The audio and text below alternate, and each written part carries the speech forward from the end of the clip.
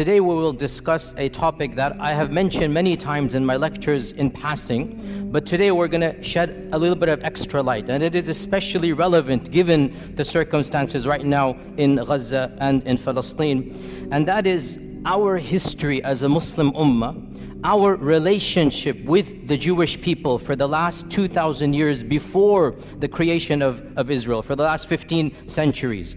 Because the fact of the matter is that it is truly sad in light of our contributions to the survival and the flourishing of these demographics that they seem to ignore and neglect all of these centuries of positive interactions. Because the fact of the matter, once again, Christian Europe treated this demographics in a very different way than we did. And multiple times in history, the Muslim ummah and the Muslim civilization played a vital role in protecting hundreds of thousands of persecuted Jewish people. So we need to be aware of this, and we need to know our own history. And again, only so much can be said for the history of 15 centuries. But as you're roughly aware, we went over this in detail this earlier part in a number of lectures. In the year 70 CE, in the time of Jesus Christ, after Jesus Christ, the second temple was destroyed, and so Judaism once again had its diaspora. They fled across the globe, so they didn't have a land. For the next 2,000 years, where were the Jewish people? Under Christian and then Muslim rule. For 1,500 years before 1947, 1,400 years before 1947, where were the Jewish people? Either in Christian lands or in Muslim lands. Okay, what is the difference between how the Jewish people were treated in Christian lands versus how they were treated in Muslim lands? This is the summary we're going to be discussing today. And of course, the goal is to pique your curiosity. The goal is to start you on the journey. Obviously, in 15-20 minutes, only so much we can do.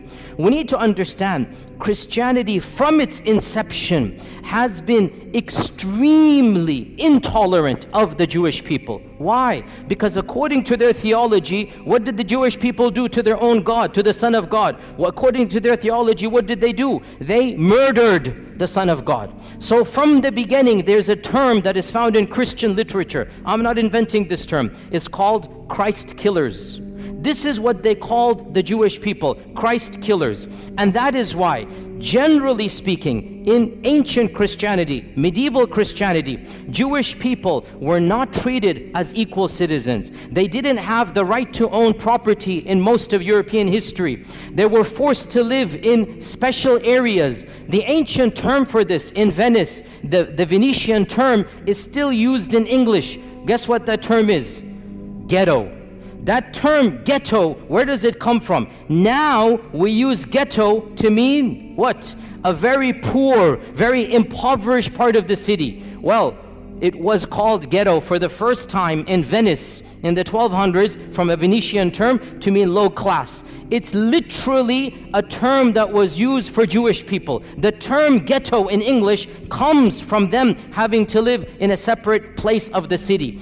Jewish people in Europe were prohibited from any noble profession. They had to take ignoble tasks. They were prohibited from owning land. They were prohibited from rising up in the ranks of nobility. In fact, the one job that they were not prohibited to do, and that's why they started to do this more and more, was the job that was prohibited by the church, and that is lending of money. The church said you cannot lend money on interest.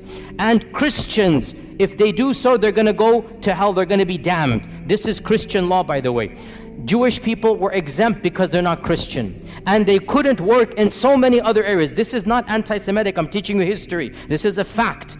Jewish people then took on, by and large, in Europe, the profession of money lending, charging interest, because they weren't allowed any other job. They weren't allowed careers, and this was prohibited by the church. You'd be damned. So what did they do? They became the proto-bankers, the first bankers. And so what's going to happen, slowly but surely, their wealth did increase. This is not a anti-Semitic. It's the fact of the matter is that they were involved in this profession, and that is why rich dynasties from this group did begin to rise in the 15th, 16th, 17th centuries. But that's because They were the ones lending money. Eventually the church had to buckle under pressure and change their law and say it is now allowed for Christians to do. Otherwise, Christians forbade Christians from lending money with interest. It was haram for them. The church would excommunicate you. That's why this group began to do this. In the 11th century, when the Crusades was announced, in 1095, 1096, the first Crusaders, they left England, they left Italy, they left France, and they made their way to Jerusalem, wanting to free, quote-unquote, Jerusalem from Muslim lands. Do you know what happened before they reached Jerusalem? They started massacring Jewish people. Where? In Europe. Why? What has that got to do with Jerusalem? They began to reason, if we're going to go to Jerusalem where Jesus walked, we should avenge his death before we get there.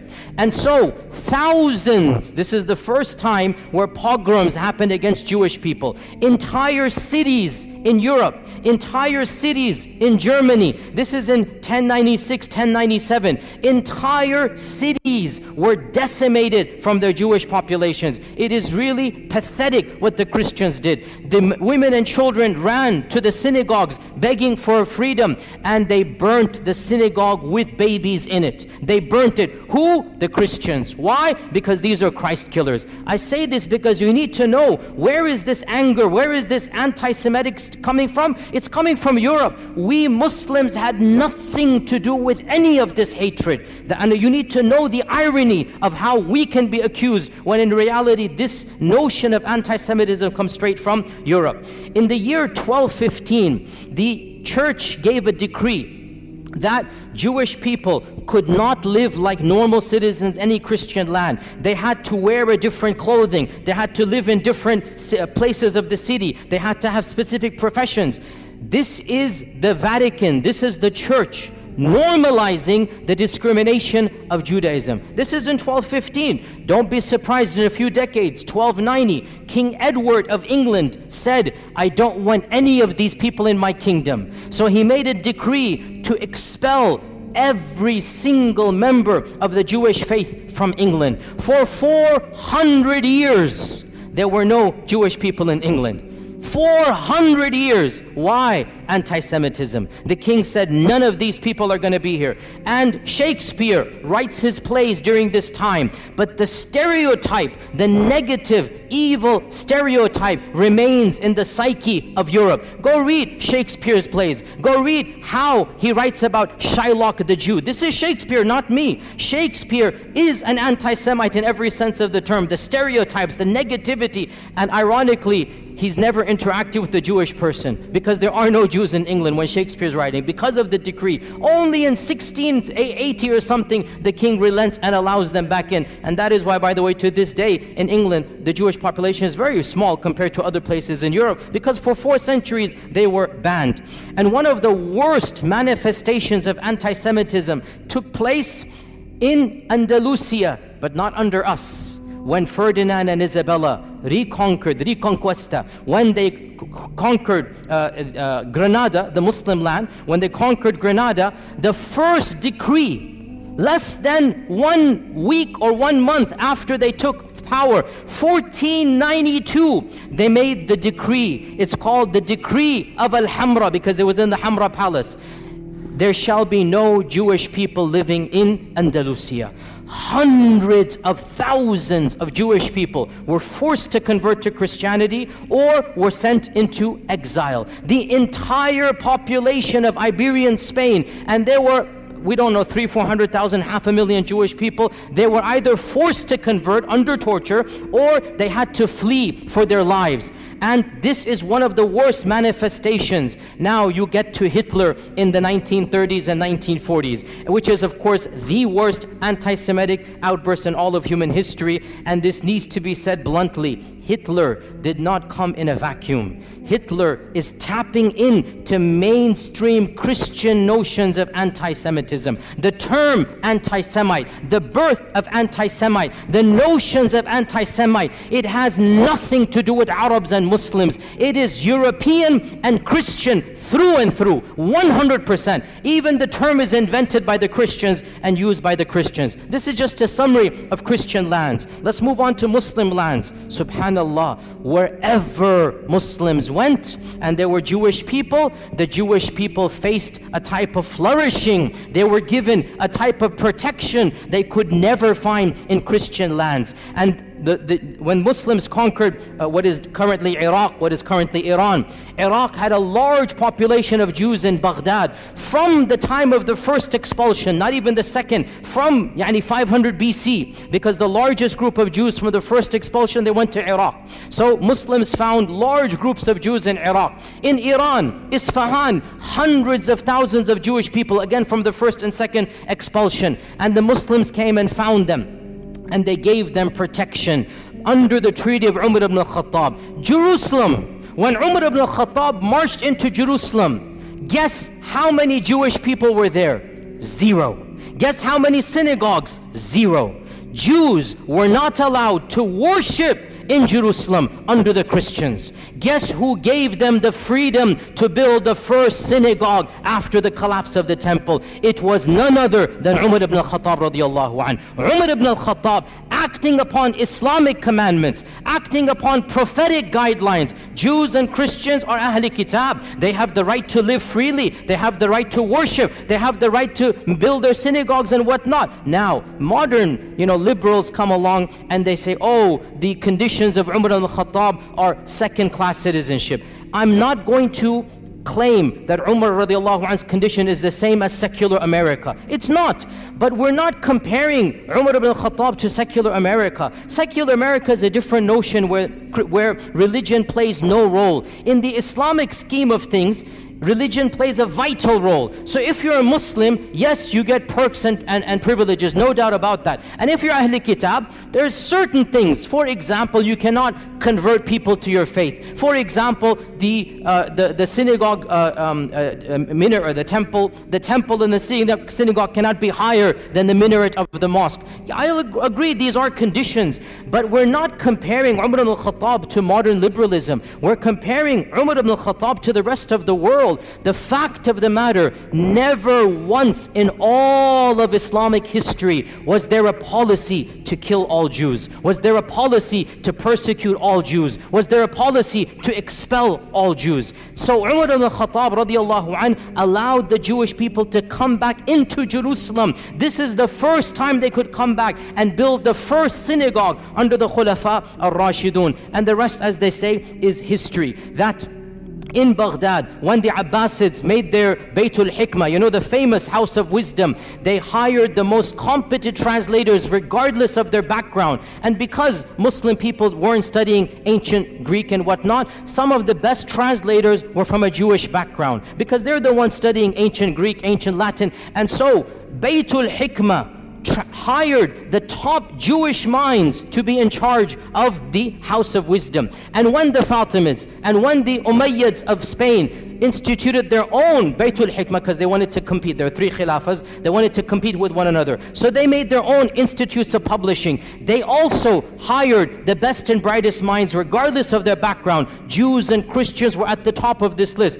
You have to understand why. Muslims weren't studying ancient Greek and whatnot. These civilizations were. So the Khulafa and the Sultans hired these people and gave them the best salary so that they can work with them. And one of the most interesting examples in our own history in Andalusia was under the Ta'ifa kingdom of Granada in around 1000, 1030 CE, like basically literally 1000 years ago. Literally 1000 years ago, the prime minister of Granada, the Sultan was Muslim, the prime minister was a rabbi, and his name is Ismail ibn Naghrilla, Ismail ibn Naghrilla. And he was a rabbi, he was a learned man, he rose in the ranks until he became the prime minister of Qurtuba. This is a Jewish person, and the people loved and respected him. The Muslim population loved and respected him. The books of history mention that when the Reconquista began, because Reconquista took 500 years, right? When it first began, Ibn Naghrilla, this Jewish vizier, was leading the Muslim army in jihad to defend Qurtuba against the Crusaders. Can you believe this? And because in those times everybody dressed up in a particular garb, they wore Quranic talismans for the time, Ibn Naghrilla, it is said, wore the Quranic coat of armor, verses of the Quran, and he's leading the Muslims in actual jihad against the Christians who are invading against Qurtuba, and he defends and he wins and he protects Qurtuba. So this is the reality of Jewish life under the rule. Now, some people point out that 20 years later, a mini massacre occurs. And this, you have to be careful, sisters and brothers. When you read these types of things, do your research. Do your research. It is true, a mini massacre occurred against the Jews of Qurtuba. But why? I'll tell you why. You won't find this too often, because people just want to say, oh, the Muslims rebelled and they massacred hundreds of Jewish people in Qurtuba. It's true, but I'll tell you the story. This guy, Ibn Naghrilla, he died and he was buried with honors. His son, 21 years old, was given the next viziership as an honor, that your father was the vizier, you become the vizier. His son is Yusuf ibn Naghrilla. Yusuf turned out to be a traitor. And the first thing he does, he writes a letter to the next kingdom. If you invade on such and such a date, I'll make sure you win over the kingdom, I'll distract the army and whatnot, but there's one condition, you must make me the ruler, and I'll pay taxes to you. Okay? So this guy, Yusuf, he attempted a coup d'etat, and he got his people to support him, and obviously his people were of a Jewish background. The letter was uncovered, the Muslims went wild, mobs attacked the palace and literally shredded Ibn Naghrilla, Yusuf, the son of the famous one. They literally shredded him and tortured him to death, and then they turned on his core, killed them, and then it is true, sad, the mobs turned on the Jewish quarter because they thought this was a Jewish revolt against the city, and innocent people lost their lives. But the point is, no sultan gave the command, no government instituted this, and the reason why it happened was not because they were Jewish. It's because the notion came that the entire community is treacherous to us. That's why this happened. Then things went back to normal and Jewish communities began to flourish. Within 150 years, the greatest Jewish mind in all of Jewish history was born and raised and studied in Qurtuba. Who is this person? Who can tell me? Musa ibn Maymun, Rambam is what the Jewish people call him. The holy rabbi, Rambam, memorize this name. That's a title, honorific title. Musa ibn Maymun, Moses Maimonides. In the entire history of Judaism, there is no theologian that is more respected and venerated than Rambam. Rambam, Moses Maimonides, born and raised in Qurtuba, traveled the Muslim world, died and is buried in Egypt, in Cairo. He spoke fluent Arabic. He went through the madrasa systems. In those days, if you wanted to study, you went to the madrasa, right? And the madrasa is religious. So you study the sciences along with Quran and tafsir and hadith and fiqh. So Musa ibn Maymun, as a Jewish student, was not just given the freedom, he excelled in his studies. And his biographers mentioned this. I'm not making this up. Read his modern day biography. He lived like a Muslim, prayed like a Muslim, recited Quran like a Muslim. Nobody forced him. It was free. Andalusia, you could be who you are. But he was in such awe of Islam that some people say he secretly converted for a few years. Allahu A'lam. But he lived like a Muslim in the dorms. And there was no pressure because in Andalusia, there was a type of religious freedom that was not found anywhere in Europe. You could be a Christian, you could be a Jew, you could be a Zoroastrian, you could be a Muslim, and everybody lived freely in Andalusia. But Rambam decided to act like and memorize the Quran like a Muslim. Eventually, he goes back to his rabbi, profession, and he begins writing. Now, this deserves an entire lecture. I don't have time to get into there, but it is one of my areas that I love to read about because intellectual history is my area. Moses Maimonides, listen, I'll just summarize it. He took Islamic concepts and he Judaicized them. Mainstream Judaism is influenced by Moses Maimonides, and Moses Maimonides is influenced by Islamic thought. Now this is not a conspiracy. Again, look this up. In fact, there's an entire entry in the Stanford Encyclopedia. I just saw this today to make sure that I can reference to you. The Stanford Encyclopedia Online, which is one of the most largest online encyclopedias. The Stanford Encyclopedia of Intellectual Thought has an entire article, the Islamic influences on Moses Maimonides. And of them, his proofs for the existence of God, his concept of God is coming straight out of Al-Farabi Al-Kindi. His notion of prophethood and what is prophethood. His notion of even theology. Pause here. Footnote. Sounds strange, I know, but Judaism, by and large, did not concentrate, did not care about belief. Judaism cared about what? What? Law. Judaism cared about how you act. It had almost nothing to do with Aqidah. That's why they don't have any book on Aqidah. The first book of Jewish theology, who wrote it? Rambam. The first book. And you read this book, and you are reading Al-Farabi, Al-Kindi, you are reading Islamic Mu'tazili thought, his conception of God, of the attributes, of Qadar, his conception of prophethood, it is coming straight out of his madrasa training. And this is now mainstream Jewish belief. I'm not making this up, this is well known. Mainstream Jewish theology is coming straight out of Andalusian madrasa. He just changed it, made it a little bit, and he wrote a creed. To this day, the righteous or the observant Jewish people, the first thing they do when they wake up, they read Moses Maimonides' one-page creed. And it begins, Ana mu'minu, I believe in, just like Aqidah Tahawiyya, just like other Aqidas, it literally begins, I believe in, and there's 13 points. I believe in God, there is one, la sharika la type of stuff, literally coming out of Islamic thought. He has no partner, cannot be described in this and that, literally goes through, and it goes all the way, and I believe in resurrection, I believe in the Masih that's going to come, one of the 13 points, I believe in the Messiah. So this is coming from Musa ibn Maymun. By the way, one interesting thing about Rambam, wallahi, so ironic. He became the best physician of his time because he mastered Ibn Sina. So he read Ibn Sina, he mastered Ibn Sina, now he's the best physician. He works his way up. Guess who he becomes the personal doctor to? None other than Salah ad-Din al-Ayyubi.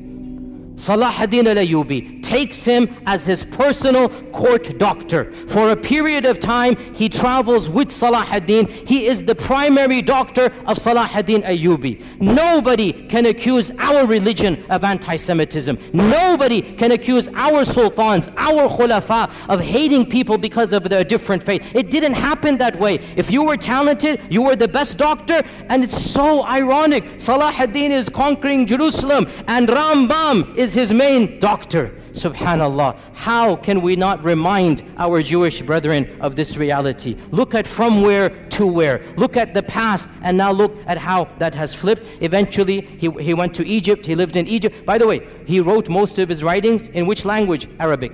The chief rabbi of Judaism is writing his books in Arabic. This is well known. You can see them and look at them online. And he has a book called The Guide of the Perplexed.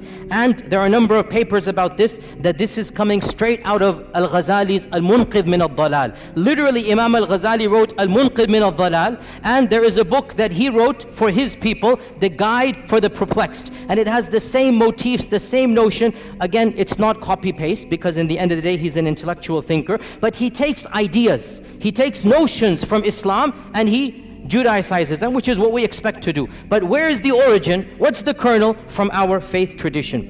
It is true to say that never in the last 2,000 years before the creation of this country has the Jewish people flourished as they did under Muslim Spain, under Islamic Andalusia, their greatest minds, their largest synagogues. You can visit their synagogues to this day in Qurtuba, in Granada. They still have their synagogues that were built not under the Christians, under the Muslims.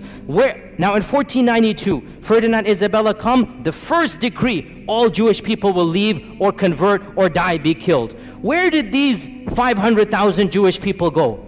The Sultan Muhammad II gave a decree. Anybody who flees from Andalusia shall be welcomed in our lands anywhere you are. And he said, any vizier, any governor, any businessman who impedes their settling, who stops them to settle in any city, shall be punished by the Sultan himself. Sultan Mehmed II welcomed hundreds of thousands of Jewish people in 1492 with open arms. He literally saved them from execution or forced conversion. And he was angry at Ferdinand and Isabella, and he goes, this is not a good policy. But he thanked them. He goes, but you are giving us your good minds, your good workers, don't worry, we will take them. Because of this, sisters and brothers, where did they go? They ended up in Morocco, in Tunisia, they ended up in Egypt. Hundreds of thousands of large Jewish communities were living in the Middle East, in Yemen. They were living there because Ferdinand and Isabella expelled the Jewish people. Muslims welcomed them and they said, Tafaddal, come and live here. And they lived here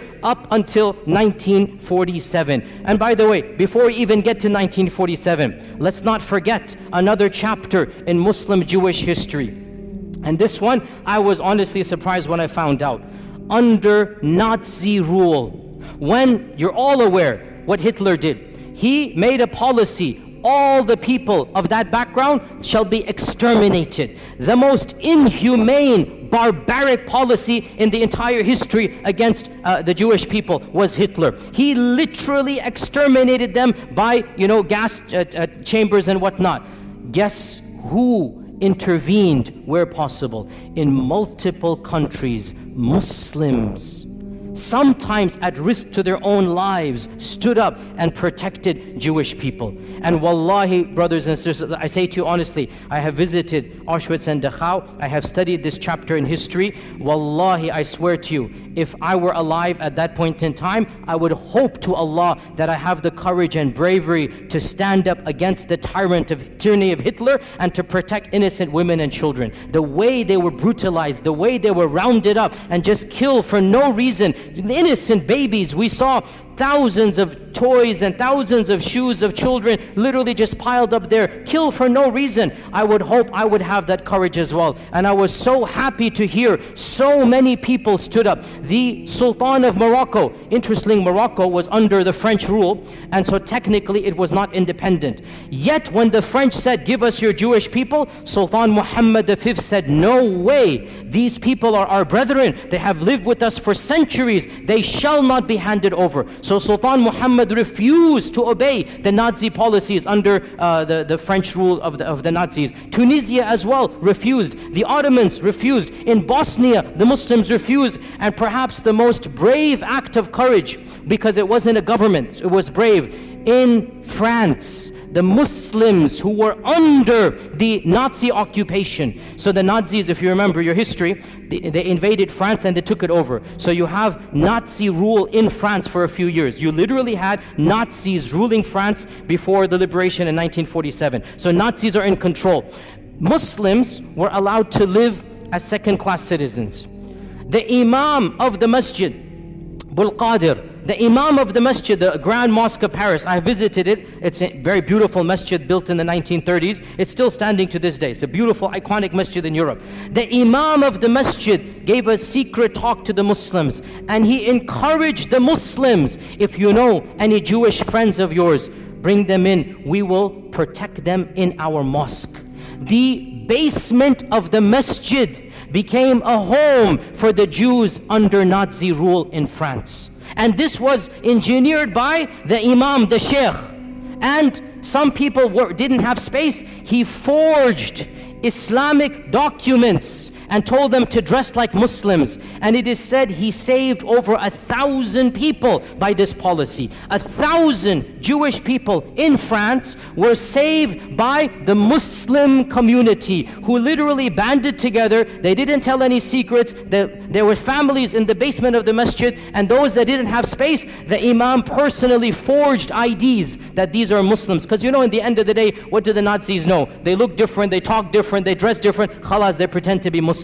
This is what you call Islamic rule. This is what is akhlaq of the Muslim. When this tyrant comes, you're not going to allow him to do this. You will protect them. And so it is truly sad that all of this history has been completely forgotten. What happened? Obviously you're aware, in 1947, it is estimated there were around less than 1 million Jewish people living in Arab and Muslim lands. Less than 1 million, maybe 900,000. That's a huge number, by the way, especially after World War II. After World War II, you had more Jewish people across the Middle East and Arab lands than anywhere in Europe, right? So almost 1 million living in Yemen, in Cairo, in Iran, in Morocco. These are all people of Jewish background. What happens in 1947? The country of Israel is formed, and they make a call, a plea, that if you come here, you will be given perks and land. If you come here, you will be given a better economic status. And so majority of them migrated. Why did they migrate? Put yourself in their shoes. It's their land, from their perspective, obviously. They're getting their own people. They're getting a citizenship.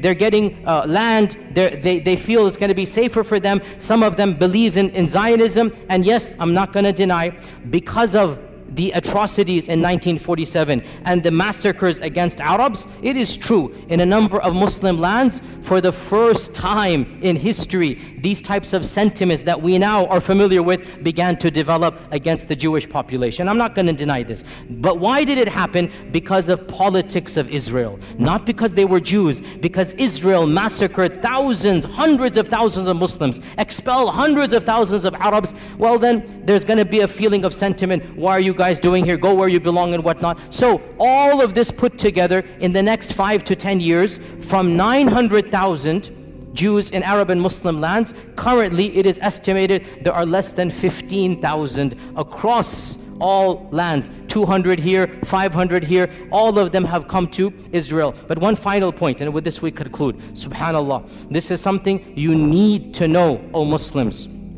This division of living under Muslim, living under Christian, it had and has and continues to have a profound impact on the demographics of the country of Israel. Judaism is divided into multiple groups. The 3 most important groups: number 1, Ashkenazi; number 2, Sephardim; number 3, Mizrahi. These 3 divisions go back to whether they were living under Europe or under Muslim rule. And the most Europeanized Jewish people are the Ashkenazis. These are the ones, they never lived under Muslim lands. These are the ones, they have a different cultural background. They're more European. Generally, they're more secular. Generally, they're the ones in charge. Generally, they're socioeconomically privileged, and they're the governments ever since the founding of Israel. Sephardim are those Jewish people that were kicked out of Andalusia. And Mizrahi are the Jewish people who lived in Arab lands, Yemen, Iran, other places for many millennia. They are the smallest. Generally, Sephardim and Mizrahi are more pious. They're more orthodox. They're more religious. They're more believing in God. And a lot of you don't know this. In Israel, they are treated like second-class citizens. In Israel, because they can tell by your looks, they can tell by your name, they can tell by your culture. The Ashkenazis, who have a white skin color, are the superior class. And of course, there's even a lower category, the Falasha, which are coming from Ethiopia, and you should see how they are treated in Israel. They are the lowest of the low. But above them are the Mizrahis, and above them are the Sephardim. Sephardim and Mizrahis, they are ghettoized in Israel. In the 40s and 50s, they were not given the land they were promised. They were not given the perks that the Ashkenazis were given to. They were not given government positions. And this caused, I'm not joking, you can look this up, in the 60s and 70s, political parties, some of them semi-violent, from the Sephardim, from the Mizrahi, were formed to fight against whom? Against whom? The Arabs? No, Ashkenazis. To fight for their rights.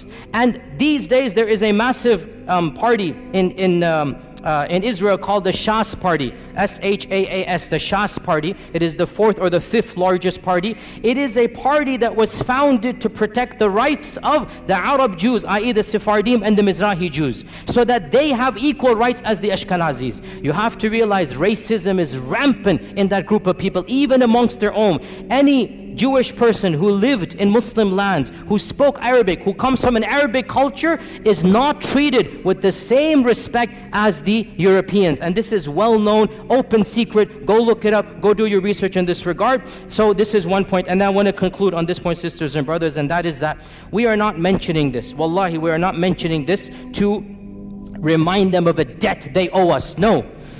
We did this because Allah told us to do it, not because of them. We did this because our Prophet ﷺ taught us this is how we treat minorities. We would do it all over again. But we just want to show the world this is Islamic law. This is Islamic Sharia. The freedoms that they had, the intellectual, curiosities, the books that they produced, they couldn't produce a fraction of them in Europe in medieval times. And that is what we give to the world. It is truly sad. And we don't say this as a debt or a favor. We're just pointing out the facts. It is truly sad that the same descendants of those whom we saved, those who were given refuge with us, they have flipped the script and they are doing what Hitler did to them, they are doing to the very people who protected them. And we just say this as a historical fact and record. Otherwise, we complain to Allah and Allah alone. These are facts we should all know, and we are proud as Muslims of our history, and we're proud of our Sharia, and there's nothing to be ashamed of.